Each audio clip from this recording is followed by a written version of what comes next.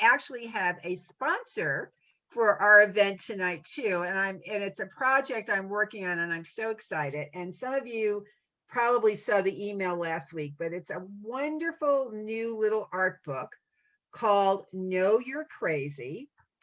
And it's by a multimedia artist called Vivian Beaucheray, and she's also a very talented singer and performer out of the UK.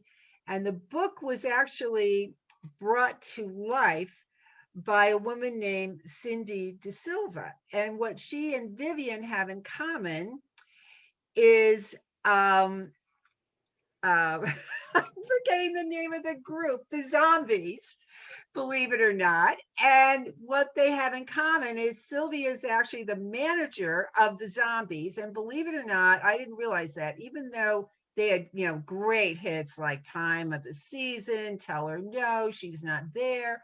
They have not had a hit since the early 70s, but well, pre-COVID, of course. They're still touring all over the world with to huge audiences, and a whole younger generation, kids in their 20s, have rediscovered the Zombies. And Cindy is actually their manager. And Vivian Beaucheray, who is the artist, is actually one of the backup singers for the Zombies when they go on tour. And Cindy was visiting Vivian in her art studio and discovered these fabulous paintings that she does. She calls them her little mad women. So just to give you a sense of what some of the things, and by the way, this book is done on museum quality paper, but here's this one I love. It's New Shoes and New Shoes Now. It's like so perfect for the time.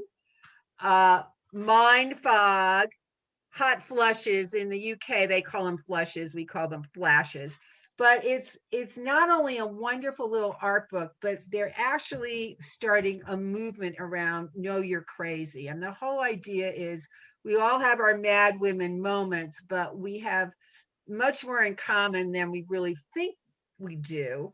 And they also, this is a very exciting part of it, there's a zombie song called Hold Your Head High, which a lot of people know that song. What they don't know is that the next word in that song, which always gets lost in concerts, is Hold Your Head High Woman.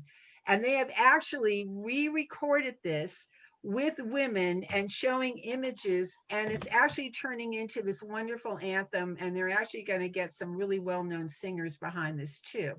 So I'm really excited to tell you that we're going to be doing an event with them in honor of Women's History Month. It's going to be on March 24th. It's called Embrace Your Crazy and Kick Your Inner Critic to the Curb. And we're going to be celebrating women who have made history, because women who have made history have always been called crazy. And you'll not only will meet the three women behind Know You're Crazy, the book and the movement, but we also have Dr. Robbie Ludwig, who's going to be part of this event, and Maya Azusenia, whose name I probably just mispronounced, but she's an incredible Grammy-winning soul singer, and she's also an activist. And it's going to be a really great book, and we're going to do the premiere of the song Hold Your Head High Woman. So I'm very, very excited about this. So I hope everybody will be there.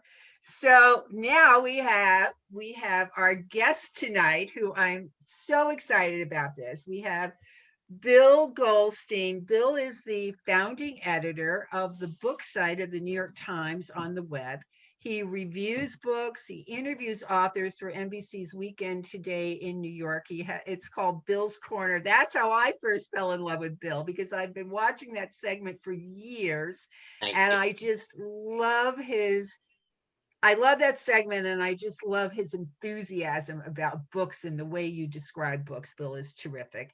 He's also curator of public programs at Roosevelt House, which is the Public Policy Institute of New York's Hunter College.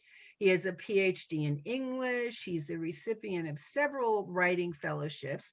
And he's also an author now, too. And he has this wonderful book called The World Broke in Two. Virginia Woolf, T.S. Eliot, D.H. Lawrence, E.M. Forster, and the Year That Changed Literature. And he also has a second book in the works, which we're going to talk about that one too. And he's also going to be sharing some of his favorite books from last year and what we should look for this year. But we're going to start with his book first, which I'm just loving. I'm about halfway through, so I'm a little behind on it, but it's fantastic. But so, Bill, welcome. So, first of all, I have to say, and I know many of the people who are on with us right now are probably like me, are lifelong readers. I mean, I love to read starting as a really young kid. I was one of those kids, I couldn't wait for summer vacation because that's when I could read. I have a pile of books on my nightstand. I always go to bed before I go to sleep at night. I always read something, even if I end up falling asleep. So what kind of kid were you? Were you always a reader? Tell us what that was like. Well, I was. I mean, first of all, thank you very much for having me. I was very flattered to be asked, and I'm very grateful for the opportunity to meet all of you and to talk about my work and to talk about books, because I do love to talk about books. So in that sense, I feel that my job or my work really grows out of everything that I enjoyed or was when I was a child. So I grew up in Brooklyn, in Sheepshead Bay, and my father was a big reader and a big book collector. He wasn't a collector of rare books. I mean, but actually a lot of the books that I have now are some valuable first editions that were his, because he just happened to buy novels by his contemporaries like Catch 22 or books by Joseph Mm-hmm. Heller or Saul Bellow. So my father was a very big reader, and we had floor to ceiling bookshelves in basically every room of the house. I'm the youngest of four children, and my father died when I was 9, and I inherited his love of books. I mean, obviously, I wasn't, I mean, I was reading a little bit by 9, but it wasn't like my father and I read books together.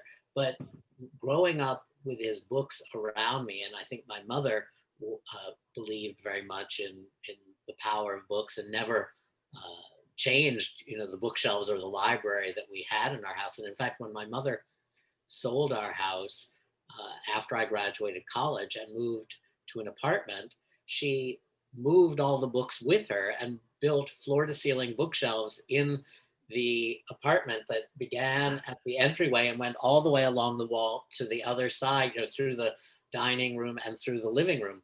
And so she just moved all of my father's books. And I mean, he had died many years before that. So my mother was a wonderful steward of his books. And I, as I say, grew up around them. And I spent a lot of time, I remember, looking at the books and also looking at the books behind the books, because there were so many shelves and there were like 2 levels deep. And so I began to have, I think, and I still have, a kind of photographic memory for books. I really see books in the background. If I mean, now it's become a thing on Zoom, Room Raider, where they talk about the books that are behind talking heads. I mean, because now we're looking at people's homes. But I've always looked in magazine spreads, and if I see someone on TV, what books are behind them. So I think I just learned to be obsessed by books when I was a child, and I feel that my father's love of books sort of shaped everything about my life after that. So I did read a lot. I don't remember anything. Well, there was nothing that no way I had to carve out time for reading. I think I spent enough time alone that I probably had to carve out more time to actually find friends. I mean, which wasn't easy for me to do until I was in high school, really. I mean, I don't know why I'm telling you all this. I mean, I guess I don't get out much. No, we love don't it. get out much. But I feel that I was very much a reader. I do remember when my father was still alive that I got in trouble uh, for trading some pennies that I'd saved. Like we had a jar of pennies for comic books from a friend a few blocks away. And my father didn't like me to read comic books. So there was always an emphasis actually on reading, quote, real books.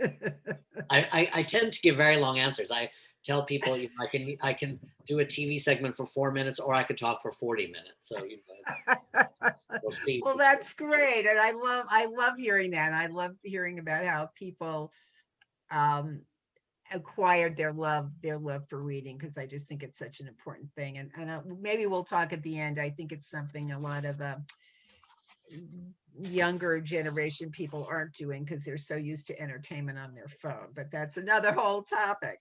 So let's talk about your book before we get into some of this other stuff. It is such a fascinating book about really some of the most prominent literary geniuses of the 20th century. It's Virginia Woolf, it's T.S. Eliot, who we know as Tom in the book, so I'll now refer to him as Tom, D.H. Lawrence, and E.M. Forster. And you have spectacularly brought them to life in this book, and what their struggles were in this year. And as you say, in 1922, they were all really struggling with writers' books, or as you write, each of them literally felt at a loss for words. So what was it about the year 1922 and these particular writers that drew you into writing this book?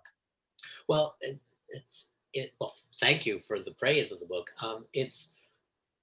It was a kind of accident. I mean, what really happened was, I mean, I guess it also grows out of my love of reading and the serendipity of reading, because I find that a lot of my reactions to books or thoughts about books are related to what I've read recently before it. The connections that you make in your mind between one book and another, which is often just the accident of having read something, relatively at the same Wound up getting really busy.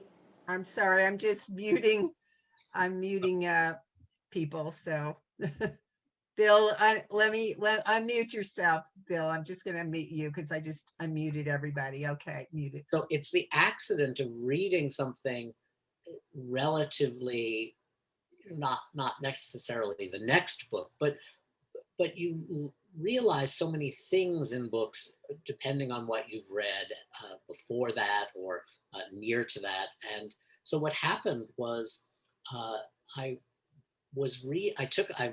as I said, because of my love of books, I was working at the New York Times. As you said, I started the book's website.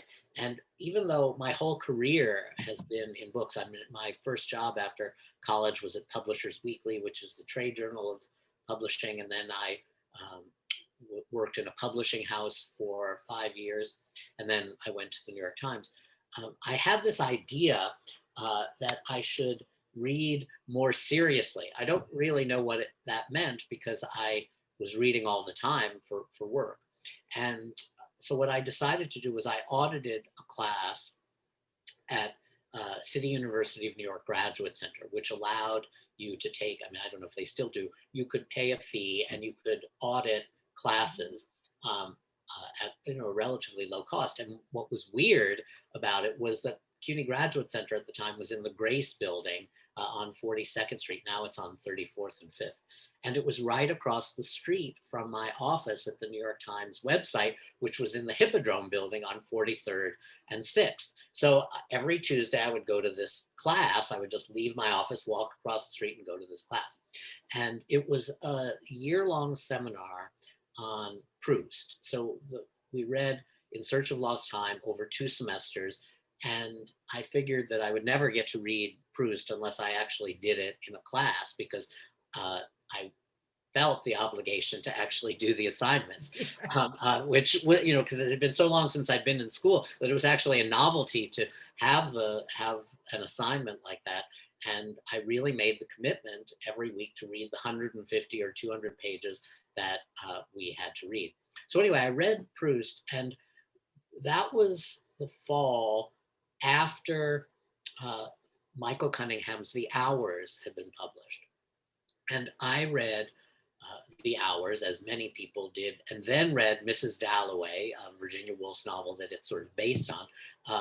after that. I mean, that summer you saw a lot of people reading Mrs. Dalloway on the beach, and I don't think it was an accident.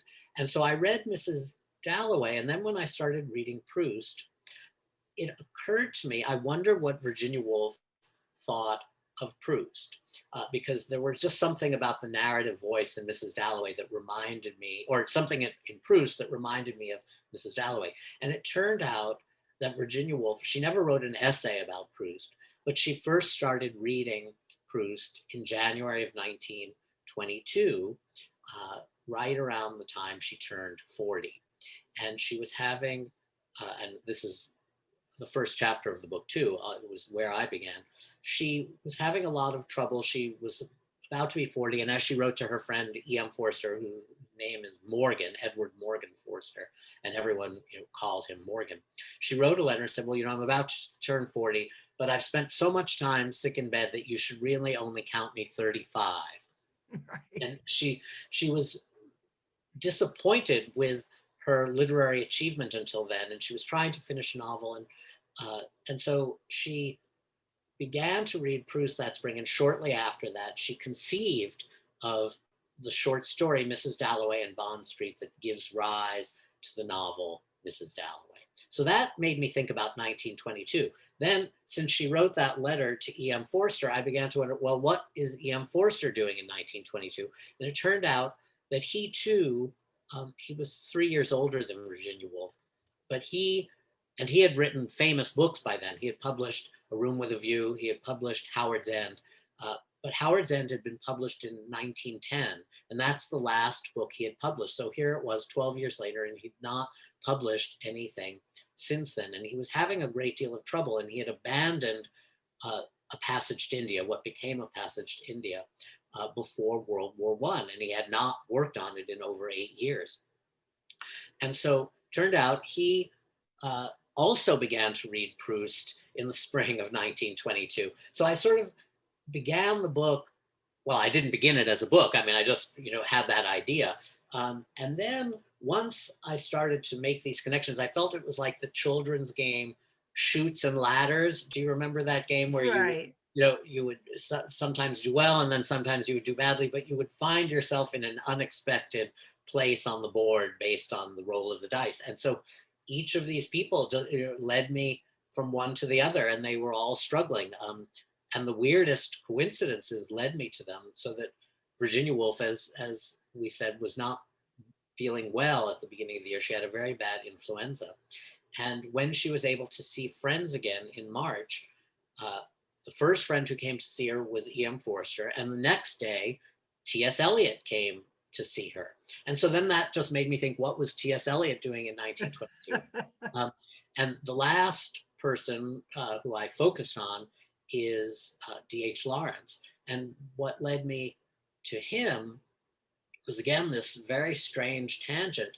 But when E.M. Forster comes to visit Virginia Woolf in March, she writes in her diary how depressed he is, because he's so depressed that he hasn't been able to write. I mean, it's other things too, but and she said that he was depressed to the verge of inanition. And that's a very unusual word. I love that word in the book, by the way. I had to look it up. Yes, well, I mean, I'm not even sure I actually ever did look it up. I mean, I just like inanimate, depressed to the verge of almost lifelessness. And so then when I started to read about E.M. Forster, I found that in 1915, so 7 years before this time when Virginia Woolf is describing him as depressed to the verge of inanition, he had visited with D.H. Lawrence. And D.H. Lawrence had written in 1915 in a letter to someone that Forster had been to see him. And here was a man who was dying of inanition. And I thought, God, how strange that, I mean, D.H. Lawrence and Virginia Woolf never knew one another. I mean, this was used about E.M. Forster in 1915, and then again in 1922. And so then I started thinking about, well, what was going on with D.H. Lawrence at that time? And then, as I found, it was the year that there was a censorship trial for Women in Love in New York. And it was actually a landmark trial. And so I ended up looking at that life. So it came about, I guess, partly because of my love of reading, because if I hadn't taken that class on Proust, and then if I hadn't coincidentally read Mrs. Dalloway before that, I don't think that I would have made those connections or found that story. And I think when you find a story as a writer, I mean, it's the same thing as when you're reading a book. You find a story and you fall into it. I mean, I guess as a writer, obviously you're doing a little bit more to shape it, but I mean, obviously you are, but at the same time, it's the beginning of the story that you find that seizes your imagination. And I think that's true even when you're writing nonfiction, because you have to be curious enough to find the connections that others haven't found. I mean, other people. I was actually surprised when I started to do research about Virginia Woolf and Proust, is that there hadn't been any scholarly articles. I mean, academic publications about Virginia Woolf and Proust, and I don't know that there actually have been yet. But it was almost so clear to me because she started reading Proust, and then a few weeks later she started the story. And I mean, I think if even people who haven't read Proust probably know about the Madeleine, the tasting of the Madeleine that brings back all of this narrator's past. And what is funny is in the story of Mrs. Dalloway in Bond Street that she writes very soon after that, it's not in the novel, but there's a line about Clarissa Dalloway thinks in the first couple of paragraphs about her childhood, and she says that Virginia Woolf has her think that a leaf of mint or a cup with a blue ring can bring it back. And I just thought, well, my God, that is written in the spirit of Proust. I mean, you could really only read the first 25 pages of Proust and know that about it. And so that's really how I got there. Again, Well, a long story. it's I like to tell people that my book is a triumph of editing over my digressive mind, because my editor did a lot of work on this manuscript for me, or with. well, and it's clear you did so much research because there are diaries, there are letters, but it's so wonderful. And there's so many just great stories. And one of the things I really love too is that they knew each other, like Virginia Woolf and TSL, our friend Tom and Forster, they actually socialized because they all lived in London, and they had this club called the Bloomsbury Club, right? Which was where they were, and there was a lot of competitiveness there Oh, too. And oh, they like totally. to criticize each other behind each other's backs as well, right? So just tell a little bit about the Bloomsbury Club, because that was just fascinating me. Well, one thing I will say is, so I was saying how you find the story. I mean, I had figured out, that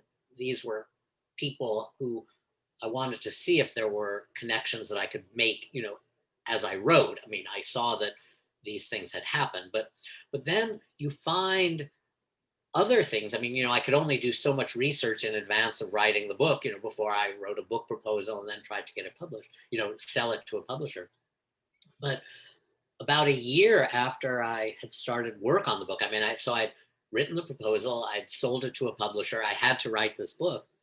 I found that, well, I knew that they knew one another, obviously, but in September of 1922, Virginia and Leonard Woolf had invited T.S. Eliot and E.M. Forster to spend the weekend at their country house together. So I knew that I would at least have one weekend where all three of, well, the four of them, Leonard and Virginia, I mean, were the couple, and Tom and Morgan were going to come.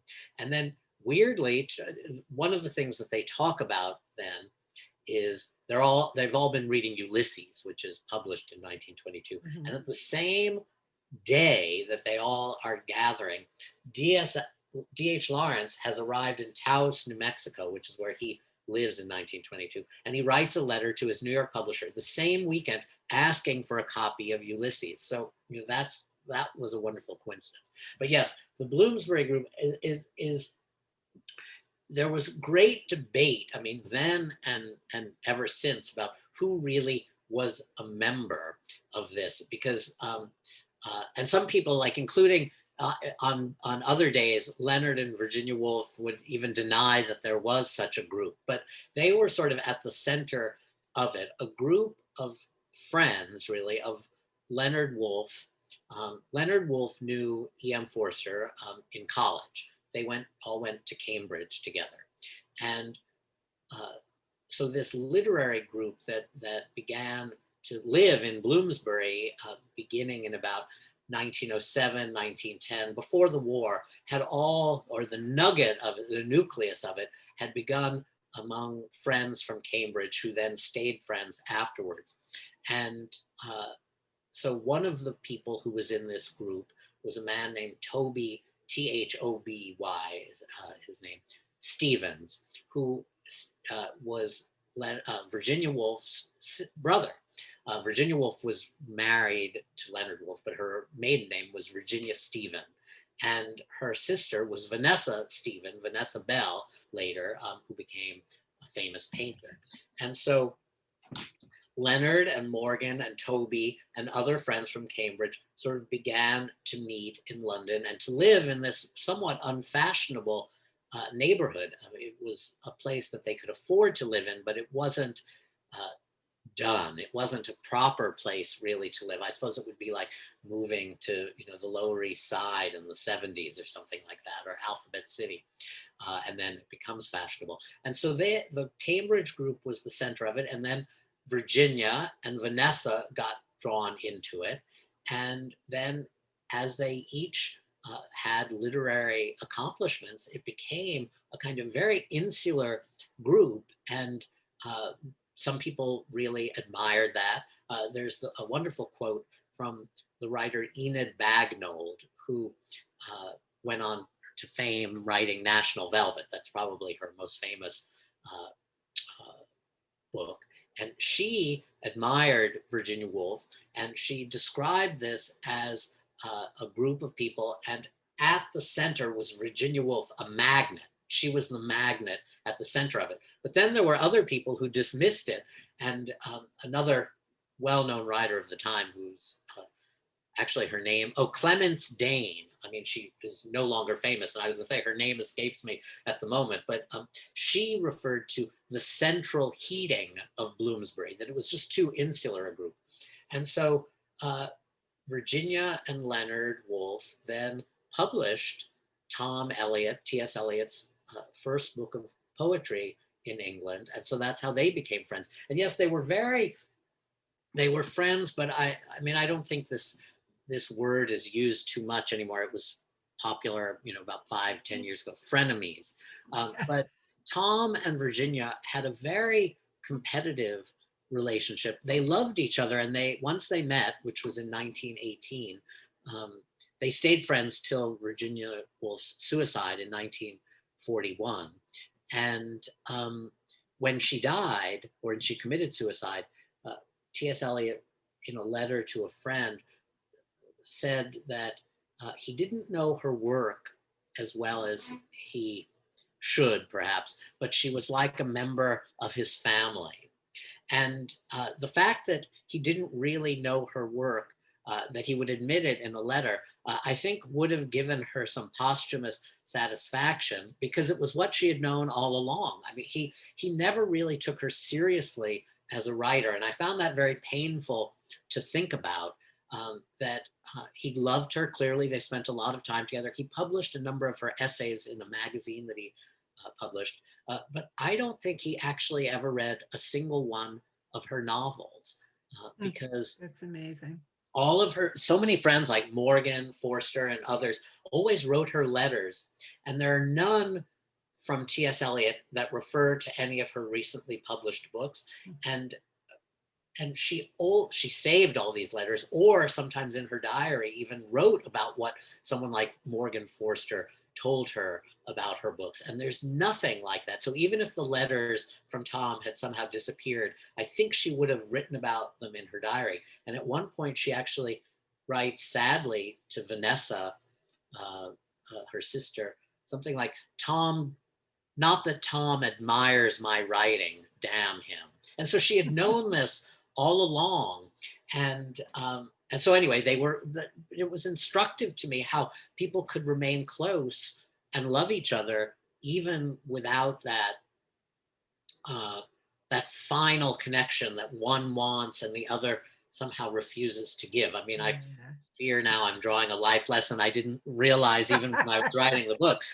We have to uh, let people love us in the way that they can and not have expectations, I suppose. But that's Yeah. for Well, another chat. the book is it's just so rich on so many levels. I mean, here are these geniuses who know each other and they're competitive with each other in some sense, and you see their struggles. I mean, oh my gosh, you go through Tom Elliot, trying to finish The Wasteland and trying to figure out who he was going to let publish it, which is another whole saga in the book.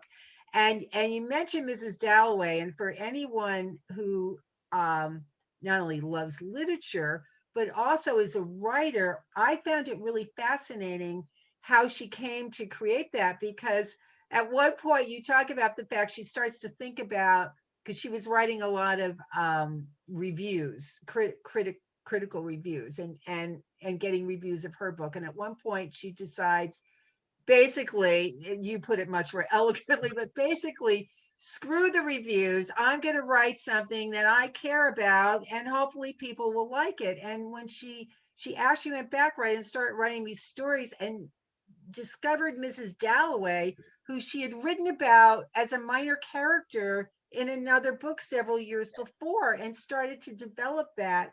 And that became Mrs. Dalloway. So it was really fascinating to see their process too as writers. And you brought that all so, it's just so wonderful in the book. So really, anyone who loves literature, anyone who loves history, you're going to be really fascinated with this book.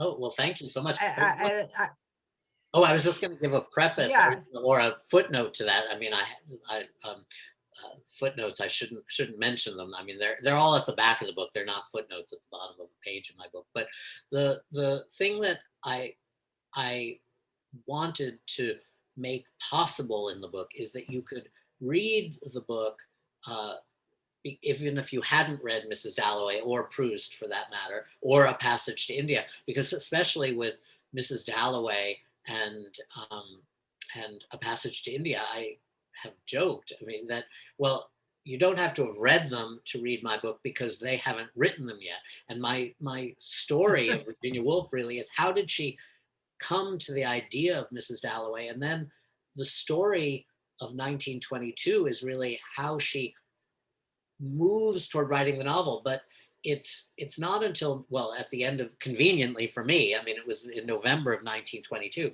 that she writes in her diary, Mrs. Dalloway has branched into a novel. So the year ends, she hasn't written the book yet, she's right. about to write it. And so I tried to make the book a preface to reading the book as well, so that you could get a sense of how Virginia Woolf put it together. But I don't talk about, well, this is what happens at the end of Mrs. Dalloway and this is what it means. I mean, Right. But I your try book to, certainly will, I want to now go back and read all of the books that you oh, mentioned there. thank Some you. of them I haven't read, because it really, now that you're imbued with the people behind it, you really want to do that. And I also just want to mention, before we move on to some other things too, it's very interesting in your book that 1922, we know that the flu pandemic was Yeah. 1918, but in 1922, the flu was still very much around. Virginia Woolf was laid up for months with it. Yes. And I think T.S. Eliot had it. And they were all very fearful of this flu. And it's so interesting when you think about that. And we were talking before we started that Virginia Woolf was feeling very isolated because she had the flu, she couldn't see friends. And there's so many similarities to the feelings that so many of us are feeling now too, so it all comes back. And That was then I just that's been a surprising resonance. I mean, that um, uh, and what I think I understand, I mean, now in my own experience, excuse me, in a way that I didn't write it, because obviously it was published before the pandemic, is the fear, just not knowing. And obviously there wasn't even, there weren't really antibiotics at all. And the treatments, I mean, are somewhat comic. I mean, in the way we would look at it, like at a certain point, she has 3 teeth removed because they think that will help control, some of her symptoms. Obviously, that's not an effective treatment, but and a lot of the treatment that she gets is rest and milk. I mean, so it's sort of not exactly modern No. modern medicine.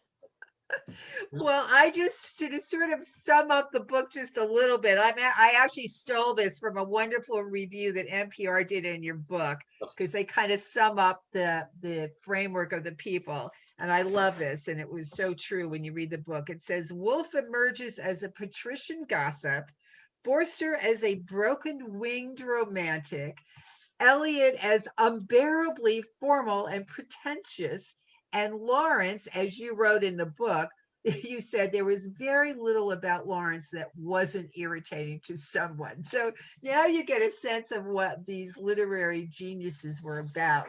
So really, people, anyone who really is a serious lover of literature and these people, you're going to just so enjoy this book.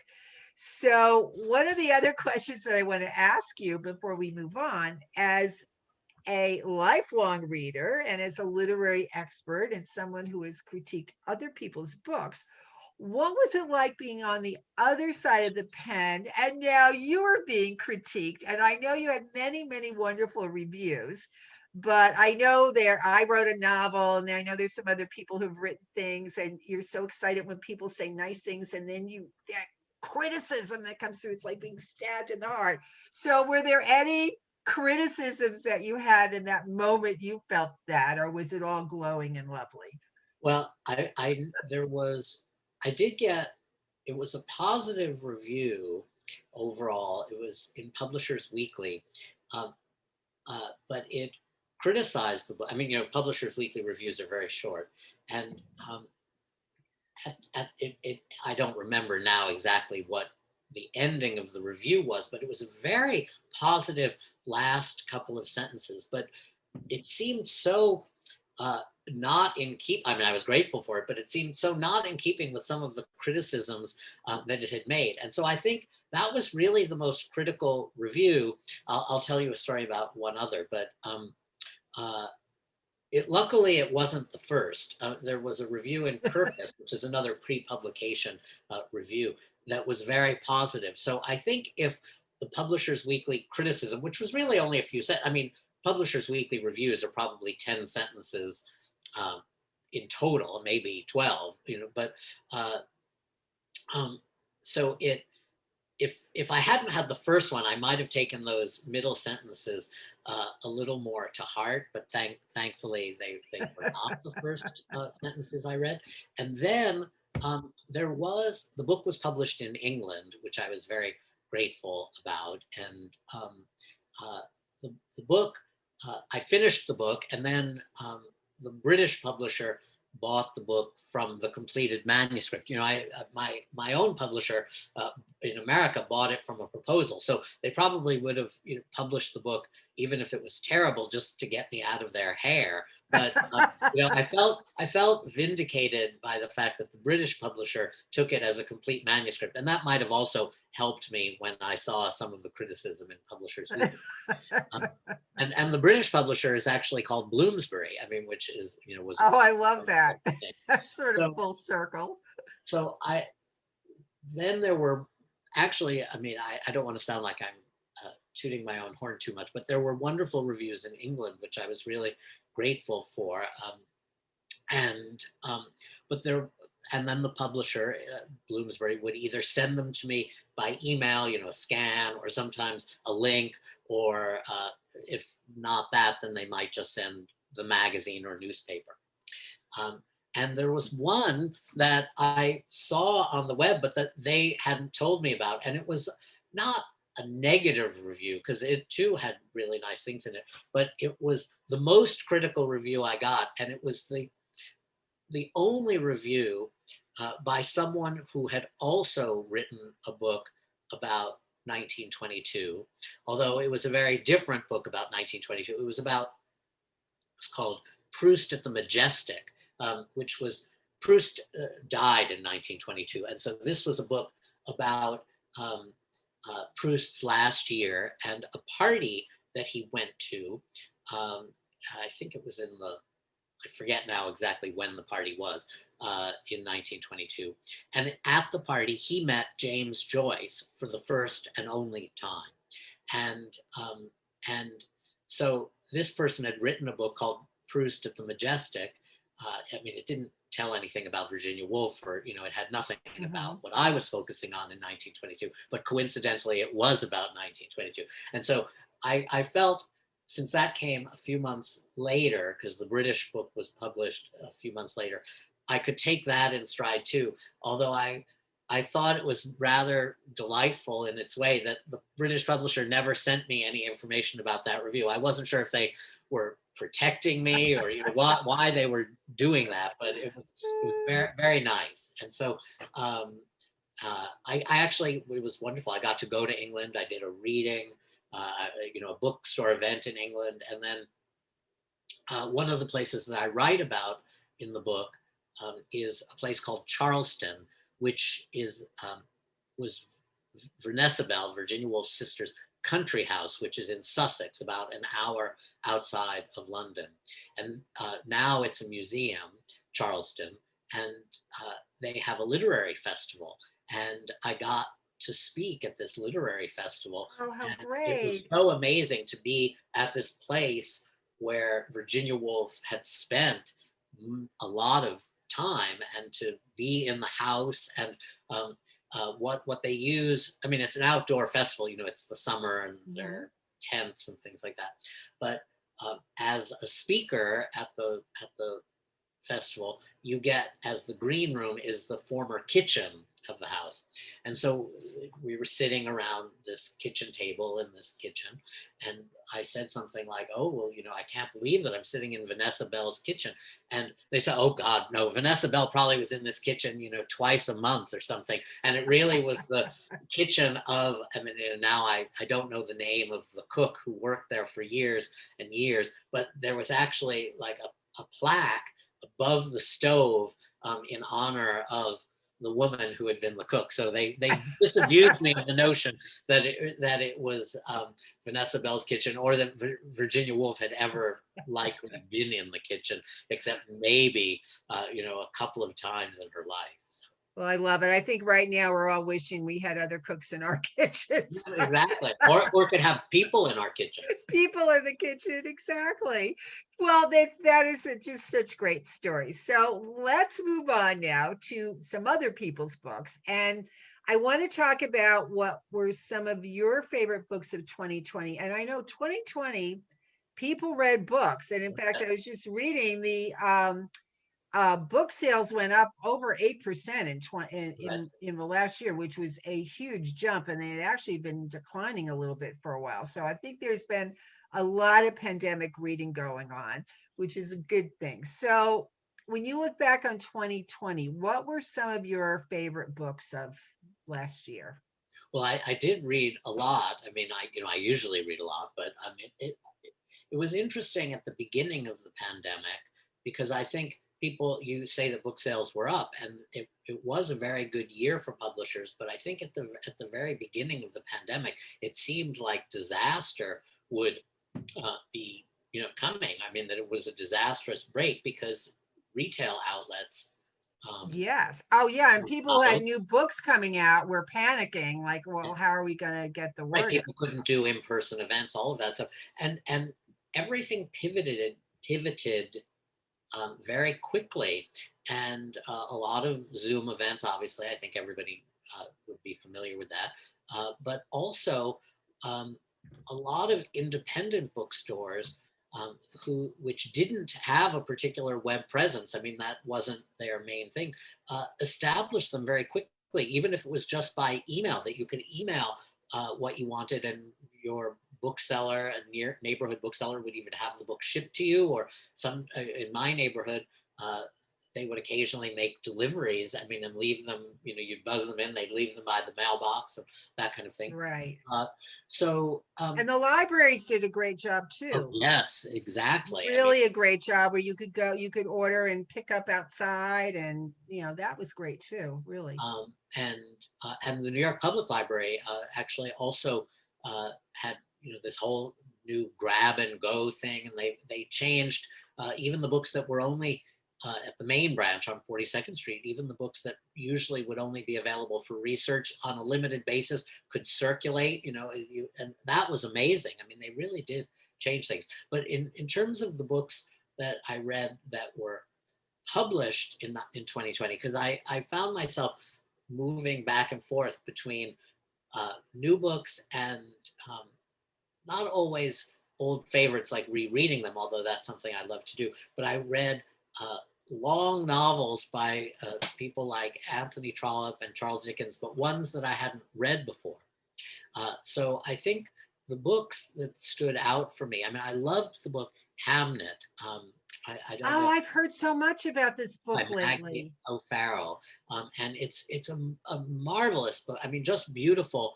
And it's Hamnet is I mean, it's fresh in my mind because I was just talking with someone about it yesterday on Zoom, and they're reading it now, and it's about Shakespeare's son who. This is not giving anything away. It's known at the very beginning of the book. Dies of the plague in 1590s in England at the age of 11. And Hamlet and Hamnet are basically the same word in Elizabethan England. And so it's about it's not really about Shakespeare so much as it's about his family, his wife, who in this book is named Agnes, because that's a variant on Anne Hathaway.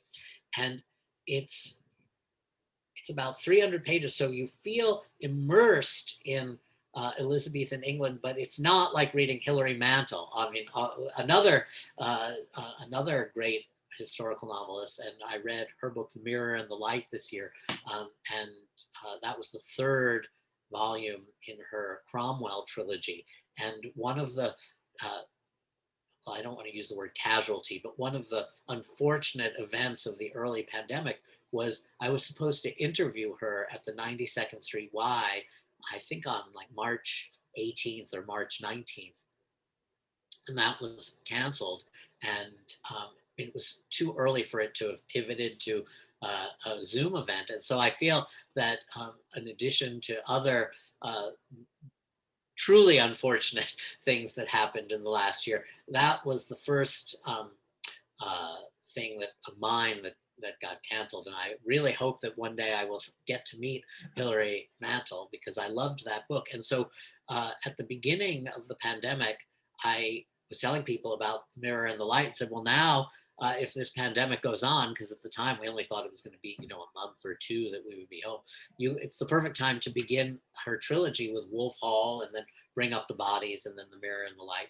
So I loved both of those books. And then in a completely different feel, but it was also a book I read early on in the pandemic, in March. And so I think the books I read right away in the pandemic have a special place in my mind, because they seemed so just such a gift. I loved the book Writers and Lovers by Lily King, which is just phenomenal.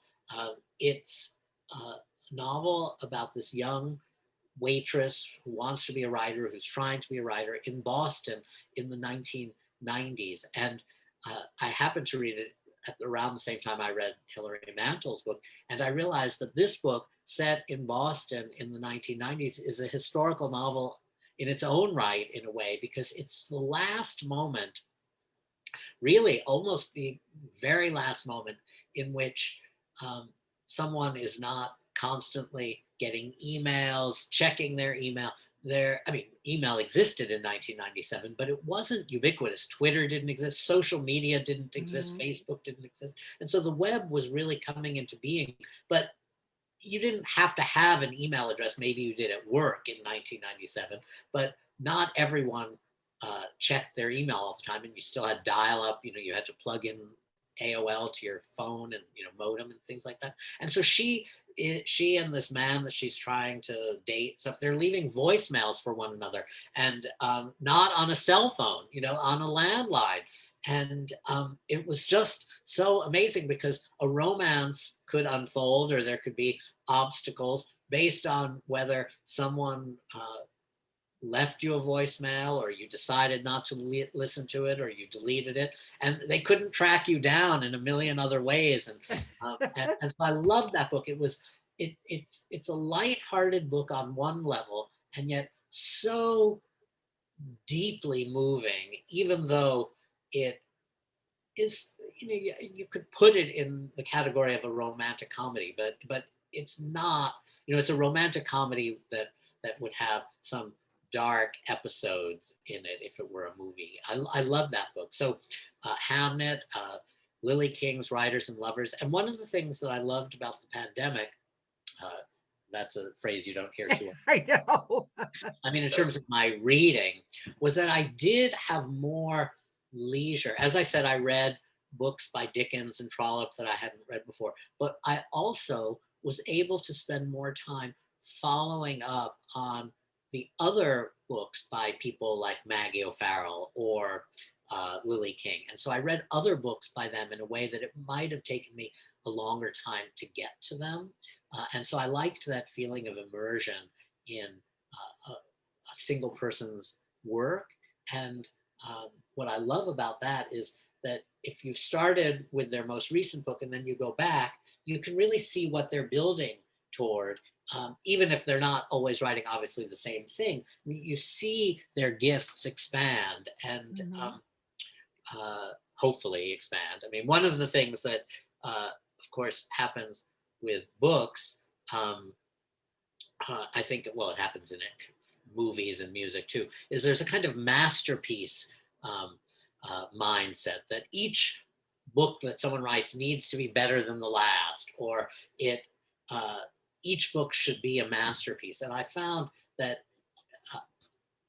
that you can get a lot of enjoyment out of a writer whose work you love, even if whatever the next book that you're reading doesn't surpass the one you read before. And you can get a really great appreciation of their talents by not expecting that each book is going to be an improvement on the last, or certainly the same as the last. I know writers. That's a great point. That's a great insight too. So I think we do get lost, like, oh, well, what's the best book, or which of her books is the best? And I think, yes, it's natural to want to read, especially if you're going to read it for the first time, someone's best book. But again, it can really, I mean, to go back to that first thought I began with, I mean, it is so related to what you have read recently that I saw in the chat that someone praised Lily King's Euphoria, which I had read. You might discover that Euphoria is so wonderful for you because something else that you read recently that it connects to. And so it deepens the experience of both books in completely unexpected ways, because it's just the serendipity that you in particular have, that you are the one person who might have read those books in juxtaposition. And that's a thrill. So I would say Lily King, Maggie O'Farrell, and I presume these books will be out in paperback soon. And then the other book I loved, just loved, and I was so pleased it won the Booker Prize, was Shuggie Bain by Douglas Stewart, which is a magnificent book about a boy, growing up in Glasgow, in the 1980s, 1990s. And it's a autobiographical book, but I love that book, and everybody I know who's read it has loved it. It's heartbreaking in many ways, but also so heartwarming. And I took my life into my hands when I recommended it for Mother's Day, because it's a book about this person's relationship with his mother. I mean, the mother is not always a happy person, and so but I still think it said something so marvelous and something that others had not said about the love between a son and a mother, a child and a mother, and it really it's a first novel, so there's nothing else of Douglas Stewart's to read yet. I'm sure he's laboring under the masterpiece complex now because his first novel won the Booker Prize, and I hope it's not stopping him from moving forward on his next. Well, you've given us some great suggestions. I'm adding several new books to my reading list. So what's on your radar for this year, for 2021? What should we be looking at? Oh, well, I mean, there are so many good books already. I mean, it's just an overwhelming year. I mean, one of the problems in the beginning of the pandemic for publishers was this fear that books couldn't be promoted, etc. And so a lot of books that were being published in the spring or later spring, June, May, June, etc., were postponed till fall or to this year. So there's quite a backlog. It was a bigger fall than usual, and now it's a bigger spring.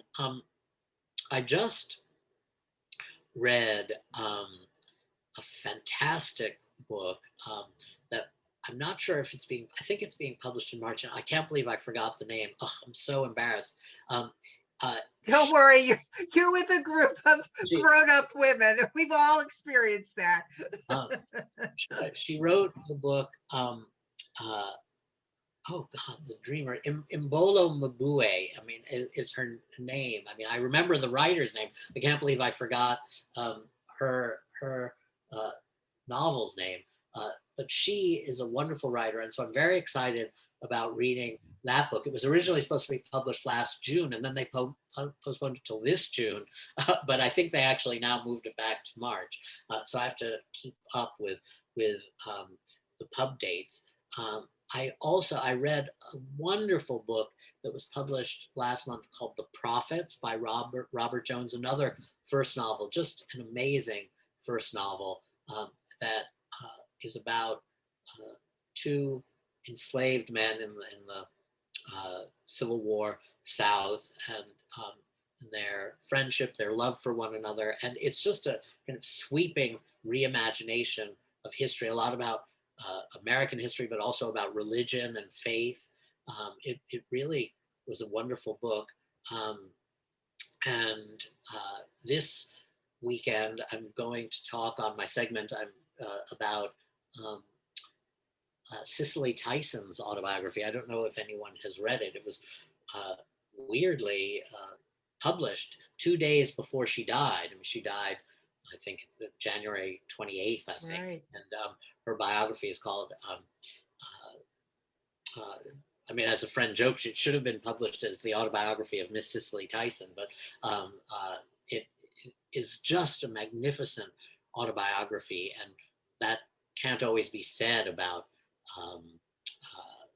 celebrity autobiographies, but this is really marvelously written and perfect for Black History Month. I mean, she is Black history, or at least a part of it.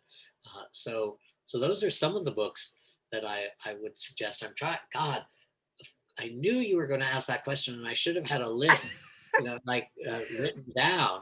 Well, you know what? You can send them to me and I'll add them, because we're going to post this on our website, and I will list the books out too, because this is so.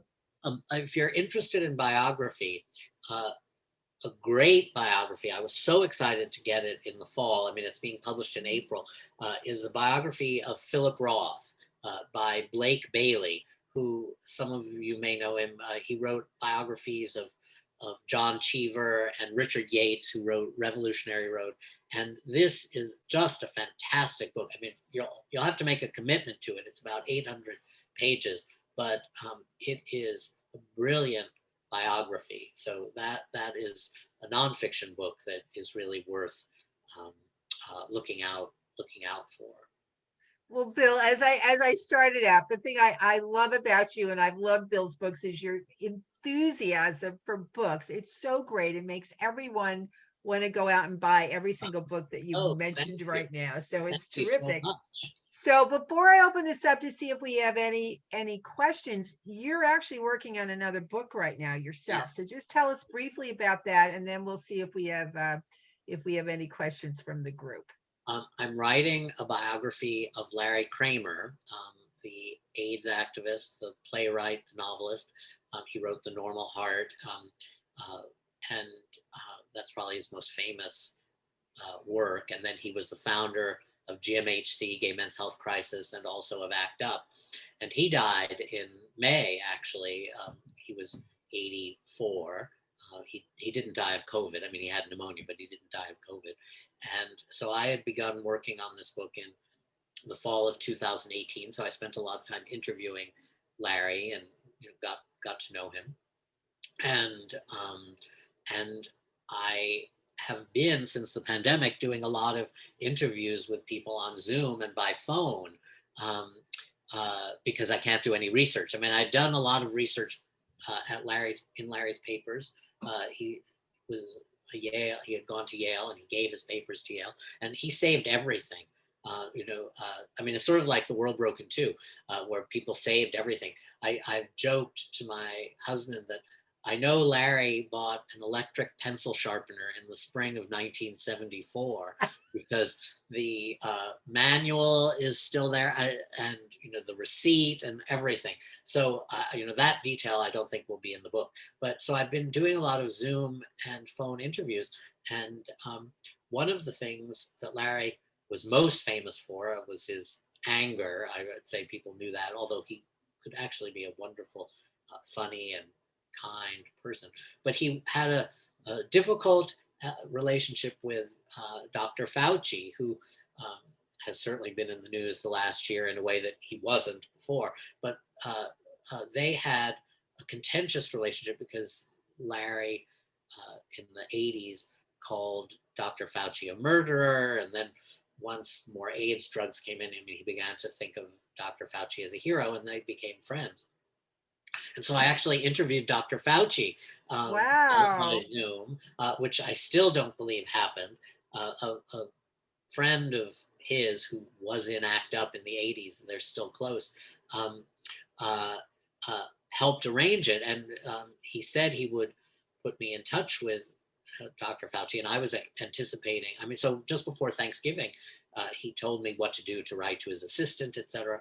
And I was anticipating just trying to get on his calendar for the spring of 2021, after the inauguration, after a wider distribution of the vaccine. And so I sent this email, and the guy had given me Dr. Fauci's email address, but it was just Fauci@nih.gov. There was a bounce back saying, because of the coronavirus pandemic, I'm unable to, I mean, a year ago, this man was just a regular, I mean, he was a senior government official, but he was not, on the news 50 times a day. I mean, and my original plan was, sometime in the spring, I'll go down to Washington and I will try to interview him in person. But it didn't seem in January that it would be difficult to do that in the spring. So anyway, I sent this email a few days before Thanksgiving and copied his assistant. And within 2 hours, I mean, I got the bounce back saying, because of the coronavirus pandemic. And then 2 hours later, I got an email from Dr. Fauci that said, Bill, we can make this happen, etc. And then he said, I had asked for 90 minutes on Zoom, and he said, well, it would be easier for me if we could do it over 2 sessions because of the strain on my vocal cords. I try to limit the amount of time or whatever. And then he said, be in touch with my assistant. And then he signed it, best regards, Tony. And it's one of the advantages of working at home. I mean, I was in the bedroom when I read this email. I ran out of the bedroom screaming to my husband, I got this email from Dr. Fauci. I mean, I can't believe this, because I got the bounce back. I wasn't expecting to hear from him. And then his assistant wrote me an email saying, well, when do you want to do this? And I said, well, I'll do it whenever he wants to. I mean, his schedule is far busier than mine. I mean, you tell me, when is he free? I'm sitting at home hoping people will answer my emails, and so we actually did it in December. I mean, we did it over 2 sessions, and his assistant gave me a Monday just before Christmas and a Monday after, the same time, 11:30 on those Mondays. And I did it from this room. I mean, so the background was, this. And I took a picture of, the recording, and I still don't believe I have it, but he was very funny. I mean, serious too. I mean, it was about, we were talking about AIDS, obviously. But he said, well, Larry always thought of me as an adversary, but I never thought of him as an adversary. And then he talked about how they became friends. Larry needed a liver transplant in the early 2000s. And by then they had, become friends. And he did a wonderful imitation of Larry, as I think many people have done. I mean, so I have Tony Kushner. I spoke to Tony Kushner too about Larry, and he at one point did a Larry Kramer imitation, and Dr. Fauci did his. I realized, well, I better save these and use them as a kind of promotional tape for the book. Exactly. Well, So we can't wait. I can't wait for that book to come out. So that's what And I've been doing. Your Working on the Larry Kramer book. Your excitement about Dr. Fauci is exactly how I got so excited when you accepted my invitation to join us tonight. Thank you. I know we're getting That's such great. lovely comments here. So if you have a little more time, Yes. I mean, we could talk to you all night long, honestly. I'm happy to stay. But we have a lot of people on here. So questions, you can unmute yourself or raise your hand, or don't be shy. Bobby, did you want to say something? Unmute yourself, Bobby Horowitz. Oh, hi. Yes. Well, we had met, we had spoken before, I remember, and I'm so excited with what you do, Bill Goldstein. Oh, thank you. And I really, and I wrote in, I would love to have you speak to every university. Oh, thank you. I'm sure. No, really. I mean, I went to Cornell, and I went to the labor relations school, and a lot of the people you speak to are people that would really love what you do. I mean, it wouldn't just be, oh, hello, I'm it would be a real talk, because you're real. Oh, thank you.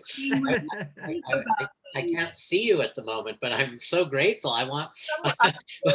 We have to get together, just the two of us, and you could tell me more. I'm up there now. Thank you. That's great. I mean, if there's an alumni group of yours that you think I should speak to, be in touch with Cheryl, and she can convey the invitation. Thanks, Bobby. Do we have anyone else who has a question? Breda? Yes, hi, and thank you again for your enthusiasm. It's really a delight. I studied Virginia Woolf in great depth at Penn. In fact, I wrote an honors thesis about her. And later I worried, what is it about me that I was so drawn to this person who later committed suicide? And I also studied the Bloomsbury group at London School of Economics one summer. Anyway, my question for you is, do you think that the virus might have hastened her suicidal? I know that she had thought about it before, but now hearing about the virus, I'm wondering if... No. I mean, she had the flu that we're talking about in 1922, and so she committed so that was suicide much before then. many years later. Although one of the things that is interesting, and she had tried to commit suicide before this. I mean, in 1913, in particular, most seriously. But what was interesting to me about her being ill at the beginning of 1922 is that any kind of illness, I mean, she'd been very ill the previous year with a different flu and different illnesses, but any onset of illness had a very big destabilizing effect on her mentally, or potentially did. And so one of the things that she, and to great degree Leonard, her husband, were wary of was that this could lead, if not necessarily to a suicide attempt, to a great depression, to an emotional faltering. And one of the things that's interesting about the cures for these illnesses, I mean, and it also happened to T.S. Eliot around this time when he had a nervous breakdown, is that the cure was that, well, you must basically rest, you must do no work, and all of this stuff. And so the fact that by medical command, they were basically cut off from the work that they wanted to do only made what they were going through worse. I mean, so the physical deprivation or disease had the risk of becoming a mental problem because of their being cut off from work. So, but Virginia Woolf committed suicide. I mean, it's one of the things that struck me when I began to think about her and why she feels so contemporary in a lot of ways, is that Virginia Woolf committed suicide when she was 59. Mm. E.M. Forster lived till he was 90, 91. He died in January of 1970. Leonard Woolf died in, I think, August, but in 1969. So it's entirely possible. I mean, Virginia Woolf was a few years younger than both of them. It's entirely possible that Virginia Woolf would have been alive in the 70s. She was born in 1882. She would have been 90 in 1972. She could have lived, so yes, of course she committed suicide, but she was a woman who at a lengthy lifespan, but not unheard of, would have been able to see what happened with women and the progress that they had made. I mean, there was obviously a lot of progress still to be made by the 1970s. I mean, into the era of Germaine Greer or Kate Millett. Right. And I think that her work feels that contemporary, even though she died or committed suicide in 1941. And, it's interesting to think, well, forgetting even what she might have written if she had lived, but just as a presence, as a commentator. I mean, she hated to be interviewed. I don't think she ever sat for an interview. Time magazine, in 1937, she published what was her most commercially successful book, although it was not her favorite of her books, called The Years, which is one of the books that is lesser read, but it was a bestseller here in the United States. And she was on the cover of Time magazine, but she would not agree to be interviewed by Time magazine. And of course, what if she had lived into the 50s, the 60s? I mean, all of these people ended up appearing on the BBC, on TV things, documentaries. And she had done a lot of radio talks for the BBC. So it's inevitable that we would have had video of her just like we do of E.M. Forster and Leonard Woolf and plenty of others. I mean, T.S. Eliot lived to 1965. So, I mean, again, the contemporaneous. So how old was he when he died? Well, he was a little younger. He was born in 1888, so he would have been 76 or 77. Oh, okay. He died in January of 1965, and he was born in September of 1888. So, I mean, he would have had just turned Right. 76. And he made a lot of appearances. I mean, readings, live readings. He spoke a lot in the United States. He was very popular. I mean, it's sort of impossible to imagine almost. I would say before Amanda Gorman's, seizing of the poet, attention at the inaugural, T.S. Eliot was so famous. He spoke in football stadiums. He spoke at I think it's the University of Minnesota, to an audience in a football stadium of 15,000 people. I mean, he had won the Nobel Prize, but I don't think that too many Nobel Prize literature laureates, are speaking in football stadiums. So anyway, so I just want to say also about, your interest in Virginia Woolf. I think it's similar to Sylvia Plath. I think people, when a writer commits suicide, I mean, it's not just the two of them, but, David Foster Wallace. I mean, you read backwards from Hemingway. Hemingway, as if it's the defining event of their life, as if they weren't happy ever, or as if they didn't have a sense of humor, or if they weren't close friends with a lot of people, as if they didn't have a biting tongue. I mean, like whatever it is. I mean, they lived their life at other moments than their depression,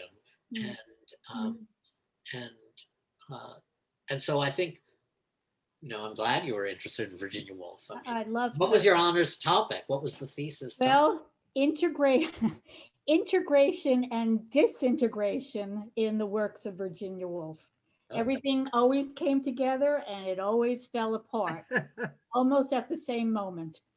That's very interesting, and one of the things that she says, I mean, she's struggling with in 1922 is she, and I realize this isn't exactly what you're talking about, but she was terrified when the book Jacob's Room, which was published in October of 1922, that's the book she was struggling to finish when she wrote to E.M. Forster, you must only count me 35 because I've spent so much time sick in bed. She felt that people would read it as disconnected rhapsodies, and that she wasn't sure what held it together, and that's what she was always concerned with in a literary work. So when she read The Wasteland, she hears Tom, well, she didn't actually read it at first, she hears Tom recite it in their house, and he says he rhythmed it, he chanted it. She loves a lot of it. It touches her in some ways she can't quite figure out, but she wonders what connects it together. And that's her criticism of it. And she criticizes Ulysses, which she reads at that same time, for what is holding it together. And she says, why have the raw when you can have the cooked flesh? She's trying to make it all gel. I mean, I realize I'm mixing my cooking metaphors, but she wants to figure out, as she says, in beginning to work on Mrs. Dalloway, how she can make an advance on Jacob's Room, but how she could have screwed it up tighter. That's the word she uses, the phrase she uses. So it's exactly, I mean, integration, disintegration, not only in the characters' minds, but the novel itself, the piece, the work of art, how can it be held together? Because otherwise it's just disconnected rhapsodies. So how do you make this thing that is a disintegrated piece of art into an integrated something? Absolutely. And I loved how she was able to capture a moment, Mrs. Dalloway looking at flowers, how exquisite a moment was. And then suddenly there'd be the shattering of glass and somebody, and that moment is just gone. Well, that's what I meant by integration, just moment by moment, things could shift, right? That would shift her mood. I think we have another question. Raina, that was great. Thank you for sharing that with us. No, I want to, if we have time at the end, I'll tell you one more thing about the flowers. Yeah, we will. So, Raina, we'll have lots to talk about in our next Tomatoes Cocktails with you on this topic. Thank you. So, Kate, you have raised your thank hand. you, Cheryl. This is great. Thank you. And Bill, thank you so much. I mean, reading from when I was, in first grade, I guess, became my greatest thing to do. And I love debut novels. I just reserved The Prophet that you had just said. And I put in the chat about a book called Valentine. I just read with my sisters for a book club. A first novel by a woman by the name of, I think, Elizabeth Wentmore. Southern Texas oil, a different version of immigrant escape, if you will, in some ways from American Dirt, but really, I thought very, very well done. But another debut novel that I can't find anyone who's read, and I don't know why it didn't get as much press or I missed it, was Such a Fun Age. Did you read that? I did not read that. I mean, I know it was very popular. A lot of people have read it, but I have not read it. I forget the person's name. Kylie Reed. Right, Kylie Reed. First so novel, African-American woman. It's such a different take on racism. And I think it really deserves so much discussion because she really, I mean, it begins with her babysitter being stopped with her child when they go to a market late at night in New York City. And what? Okay, maybe that's when we should get the author for that one. That sounds. You know what? I would love. I would reread it for that, Cheryl. I would love it. The funny thing. Well, France. Oh, I'm so sorry. I was just to say it's the same editor as The Prophets. So is it? Okay, that's wonderful then. Okay, great. Thank you Kate. both so Thank much. you, Kate. Francine, you had a comment? I was just gonna say, I'd read it for book club. I'm gonna read Bill's book. This was wonderful tonight. Thank you, thank you, thank you. Thank you. Thank you, Francine. And Bill, thank you so much. I mean, we could be first of all, you for spending so much time with no, us. This has my been our pleasure. longest book club event yet. Oh. And so many people stayed around because we have the true book lovers here. I know that. These are Thank the you. people who really care about books. I'm just And can I just say the one thing? yes. So when the manuscript of a lot of Virginia Woolf manuscripts are at the New York Public Library on 42nd Street, which I think a lot of people are always surprised to learn. They bought her papers from Leonard in the 60s, I think, and not everything is there, but the manuscript or the typescript of the story, Mrs. Dalloway in Bond Street, is there. And so the famous opening of the novel is Mrs. Dalloway said she would buy the flowers herself. In the story, it says Mrs. Dalloway would buy the gloves herself, and she's actually going out. In the story, she goes glove shopping. But when Virginia Woolf first wrote it, and you can see it at the library, she wrote, Mrs. Dalloway said she would buy the silk herself. And then you see that she's crossed it out and written in her hand, gloves.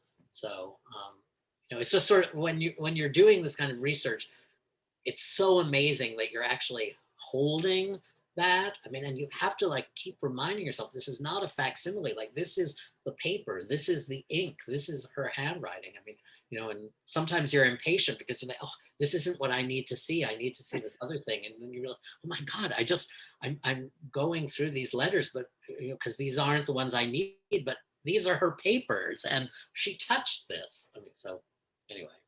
Well, Bill, really, we can't thank you enough. You're just we're going to have you back because there's so much more we could talk about. And I just want to add on, Bobby Harwood said you should be on every college campus. I think you should be in every elementary school because I really do worry about I have 3 grandkids, our generation of kids who are on here all the time. And I just don't see a lot of them reading like we used to do, to sit on a summer day and read a book. And to have someone like you who could just bring literature and the love for reading alive for people is such an important thing. And I know I'm singing to the choir here because we all grew up reading and we know how it changed our lives and it brings you to all wonderful worlds. So I just thank you that you're doing this, that every Saturday. That's why I've always loved Bill's books on NBC, because you bring that out in everyone. So thank you so much, Bill, really. My pleasure. And I'm really so grateful. I mean, I'll just say one thing that I realized about my father. My mother loved to tell the story that when long before I was able to read, like I was 3 years old, my father would always say, because he would put away his books on the weekend or whatever, he said, give me the blue one, give me the red one. And so that's my first interaction with books was, my father would just ask me to give him them by the color. So I guess that was my first attachment. So everyone can, make their children and grandchildren work hard lifting books in the belief that they're making them love books. So. Well, that's great. Well, thank you, Bill. Thank all of you tomatoes and Mr. Tomato for being here everybody. tonight. Thanks for Have a everything. great evening. Thank you. It was so fabulous. much. We Thank will, you, and we recorded this. And Bill, tomorrow, just send me a list of some of the books we talked about. We'll include them in the end script. So thank you all. Bye. Thank you. Bye. Have a good Bye. night. Have a good night. Stay healthy, everybody. Oh, yes. Yes, You too. definitely. Thank Bye. you. Have a great weekend. Bye. Bye. Bye, baby.